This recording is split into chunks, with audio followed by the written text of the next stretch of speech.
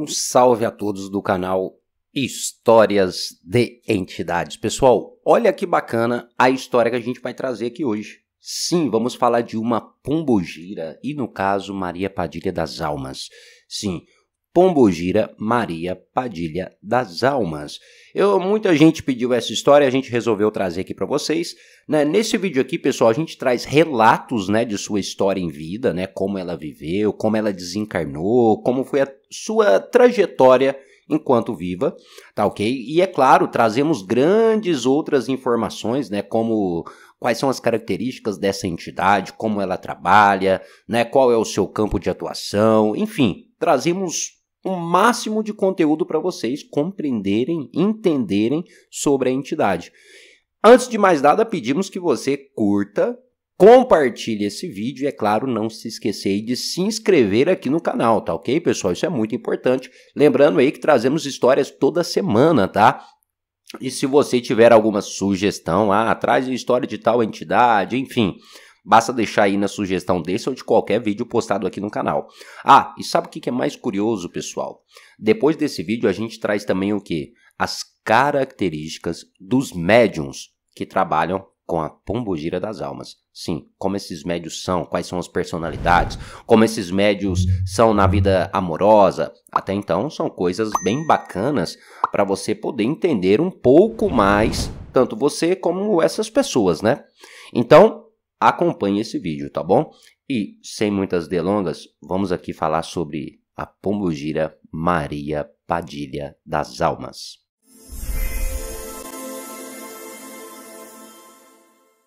Pois bem, pessoal, uma história que se passa aí no finalzinho do século XVIII e início do século XIX, mais precisamente ali por volta do ano de 1800. A nossa protagonista, neste caso, se chamava Teresa. Sim, Teresa, a nossa conhecida e saudosa Maria Padilha das Almas. Enfim, como não temos relatos dos nomes dos seus pais, vamos direto para o nascimento. O nascimento de Teresa, que é a nossa querida Maria Padilha das Almas. Inicialmente, pessoal, podemos afirmar que seus pais eram de família pobre, tá bom? E viviam da agricultura, em uma cidade da Bahia, chamada Ilhéus. Deixando bem claro que naquela época, Ilhéus, essa cidade, não era considerado necessariamente uma cidade, e sim uma pequena vila. Porém, é claro, com vários habitantes. Inclusive, a maioria da população desta vila se constituía em agricultores ou donos de fazenda. E seus pais, no caso, faziam parte da maioria dos trabalhadores, tá bom? Sua mãe, grávida, no caso de Teresa, em um dia, pela madrugada, sente as dores do parto. Porém, como a cidade era pequena, não havia hospitais, por perto. Além, é claro, da situação financeira da família que não era estável. Seu pai, viu ali no desespero, acabou pegando a sua mulher, ainda grávida, e saiu em direção à fazenda mais próxima. Porém, é claro, no meio do caminho as dores do parto foram mais fortes. E estava chegando o momento do parto.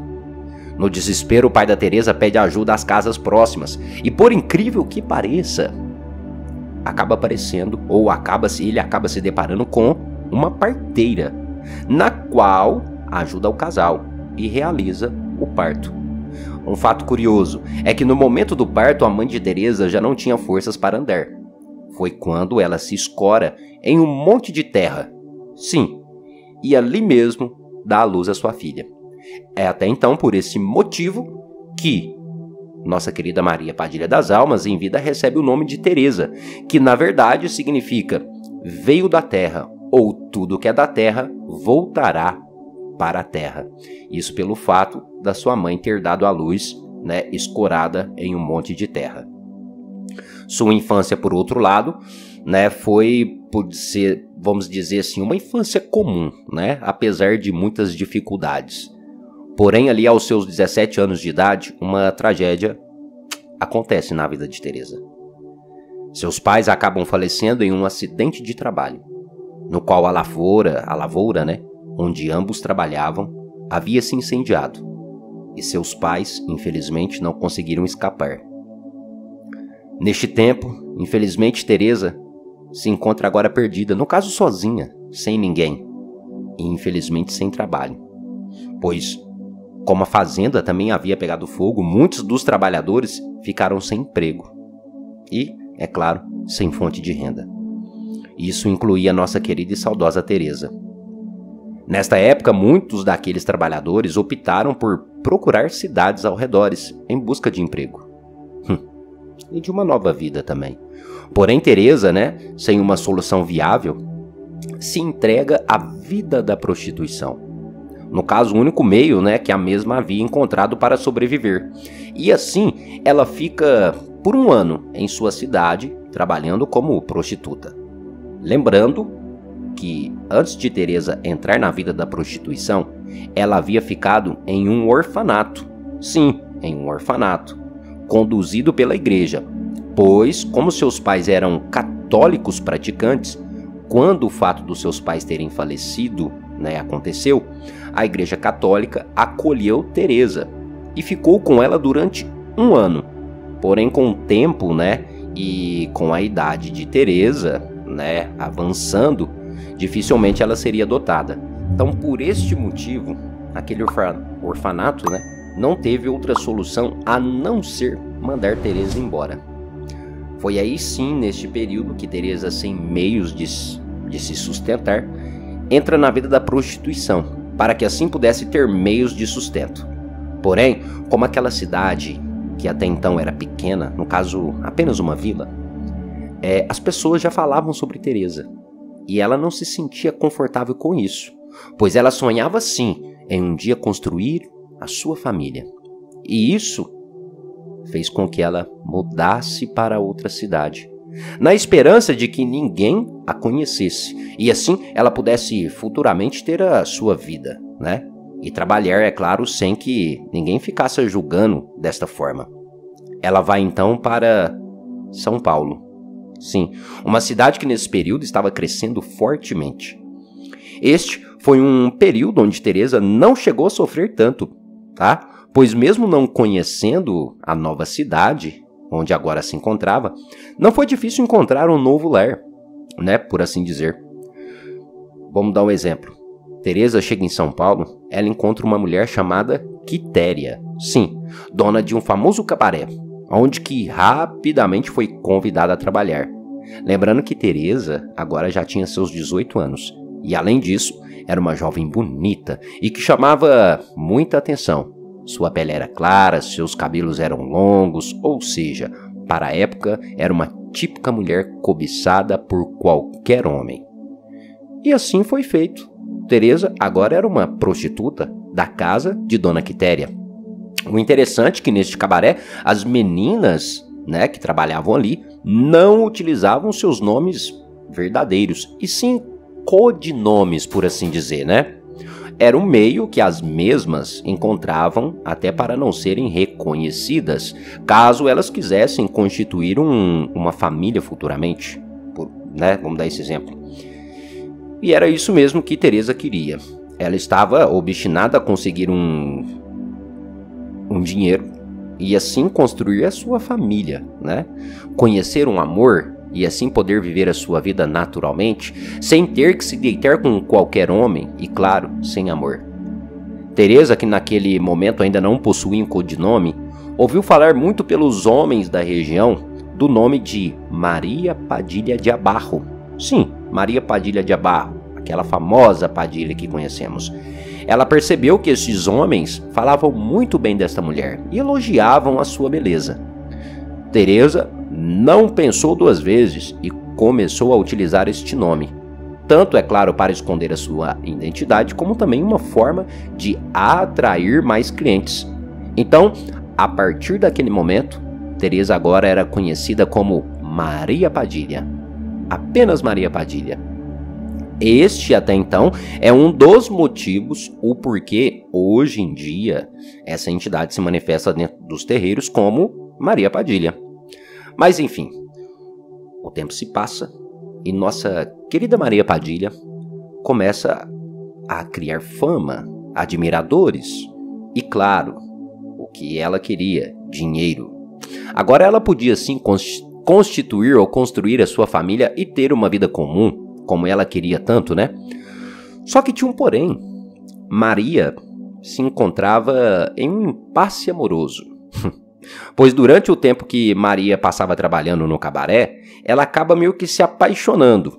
Porém, não era apenas por um único homem, e sim por 7. 7 homens, sim, isso mesmo. Ela havia se apaixonado por 7 homens, no qual a tratava muito bem. Além de todos esses homens serem bonitos, eram respeitosos, e todos eles também haviam se apaixonado por Maria. Até então, enquanto Maria trabalhava no cabaré, para cada dia da semana, Maria ficava com um homem. Isso, para cada dia da semana ela ficava com um homem desses 7 homens. Assim, um não conhecia o outro e Maria podia ficar com quem ela gostava, mesmo trabalhando no cabaré. Era como se Maria vivesse uma vida de casada, porém, é claro, com 7 homens diferentes. Mas como foi dito, Maria queria ter o quê? Uma vida comum. Então, ela acaba escolhendo um desses 7 homens para construir uma família. Porém, nem tudo é um mar de rosas. Essa sua felicidade não durou muito. Primeiramente, Maria vai morar junto com um destes homens, ok? A tragédia acontece quando um dos outros homens descobre que Maria havia saído do cabaré para morar com uma pessoa. Então, um daqueles outros homens arma uma armadilha e mata o seu amado. Isso para poder ficar com Maria. Mas como eu disse, Maria tinha se apaixonado por quantos homens? 7 homens. Sim, 7 homens. E os 7 também havia se apaixonado por ela. O que acontece é que Maria sai para viver com um, outro descobria e o matava. O outro descobria e matava. Ou seja, daqueles 7 homens, um foi matando o outro, para poder ficar com Maria, claro.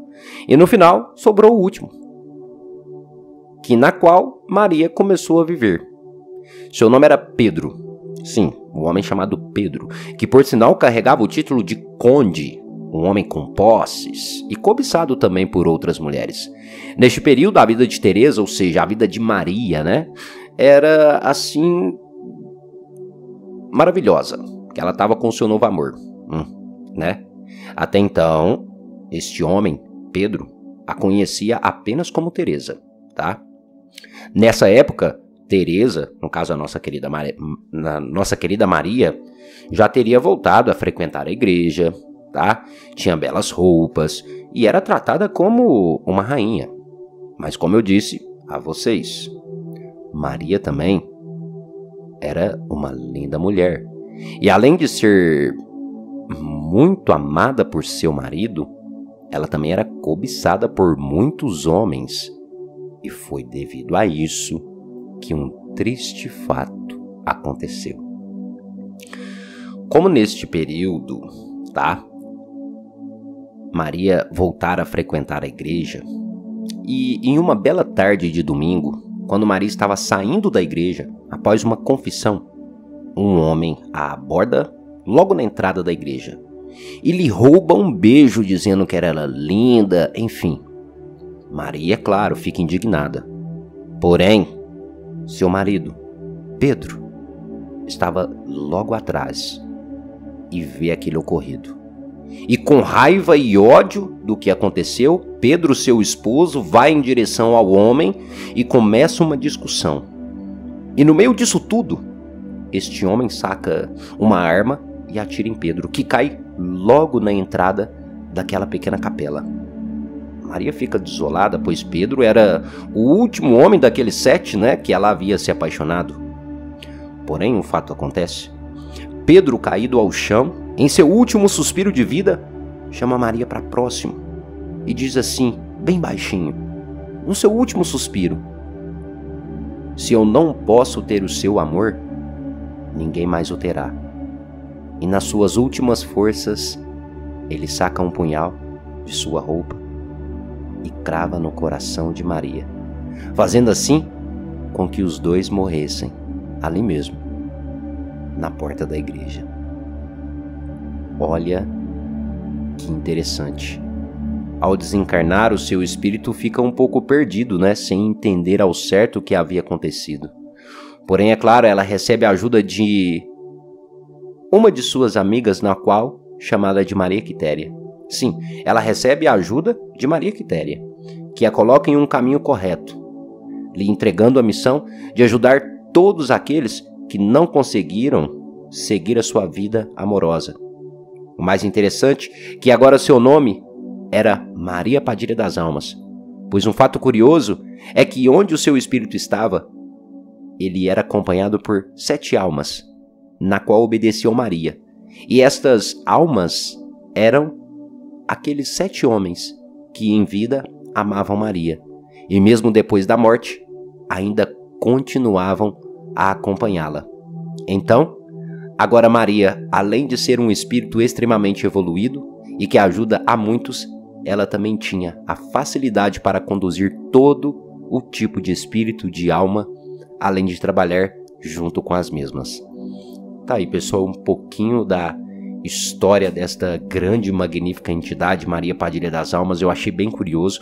Calma, acompanhe que agora a gente vai continuar a falar sobre a entidade, tá bom? Então vamos terminar de acompanhar aqui.